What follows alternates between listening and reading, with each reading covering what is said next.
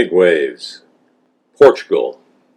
100-foot waves descending on a lonely surfer, challenging, courageous, committed to winning against the tons of water backing up behind him. It's a little bit like what we're facing today with the changes in this digital industrial revolution we're all part of. You look at the avalanche behind the skier. You see it creeping up behind him at a rapid pace and overcoming him. Change. If we don't change, we'll be swamped by wave, snow, or ice. It's a story of the fourth industrial revolution. Years ago, we talked to you about Moore's Law, how semiconductors would become faster and cheaper. Metcalfe's Law, on how you take lone personal computers and connect them, and you'd have an exponential increase in connectivity. Interesting stories, but today we've gone from the PC to smartphone platforms and devices that bring entertainment, communication, games, excitement to everybody's hand. Big change.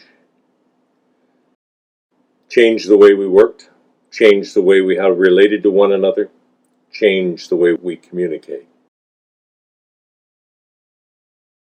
But this fourth industrial revolution is a real digital revolution and a rampant change that's being brought to the workplace.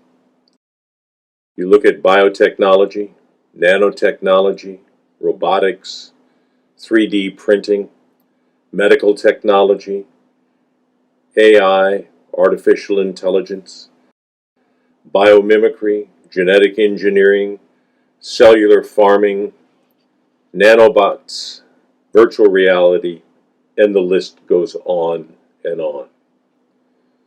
You look at today, the factories of tomorrow won't be workers coming in to work on the line. That'll be done by machines. It's who's there with the skills and the imagination and innovation to add value to the processes. That's our job challenge. You look at the fourth industrial revolution, and it's not a revolution of joblessness, it's a revolution of job change. Think about this. The taxi driver or the home driver who is challenged by Uber, a competitive new freelance service sector for those who want to go from point A to point B. But if you look at the Tesla car and robotics going to the driverless car, the taxi driver, the personal driver, and the Uber driver will all not be there in the near future. You look at Airbnb and what it's doing to the hospitality industry. And the list goes on and on. All of us, as we look to the future, are going to have to look at our humanness. How can we add value? How can we do things machines cannot?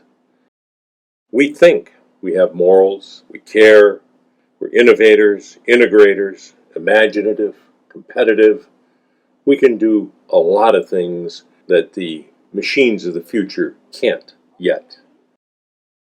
So we're introducing the 7C's, which are curiosity, courage, commitment, compassion, community, communication, and common sense. What does that mean? We workers of the future have to display curiosity, to question, to think outside the box. We have to have courage to take calculated risks, to be honest with people, to speak up and challenge things that we don't think are correct. We have to have commitment to persevere, to have that tenacity to finish tasks.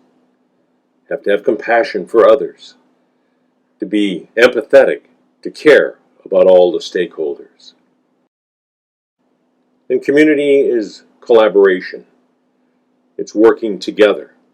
It's creating a synergy that only we can do, machines cannot. And it's to communicate with clarity, a skill where we can do it in writing or orally, where we're clear communicators, efficient and productive. And lastly, we all have to use common sense. Common sense is what is needed in the workplace. General intelligence, what's right, what's wrong, what makes sense. How can we do these things? How can we think agilely? So you look at all of this and you say, wow, the wave rider actually is going to overcome that wave and win because they have courage and commitment and perseverance. The snowboarder that you see there is going to get ahead of that tsunami of snow and ice and survive because they had, again, the courage and the commitment, but also the common sense of where to go, how to get there, and to stay safe. Look at the future with optimism, but look at it with the need that we all have to change.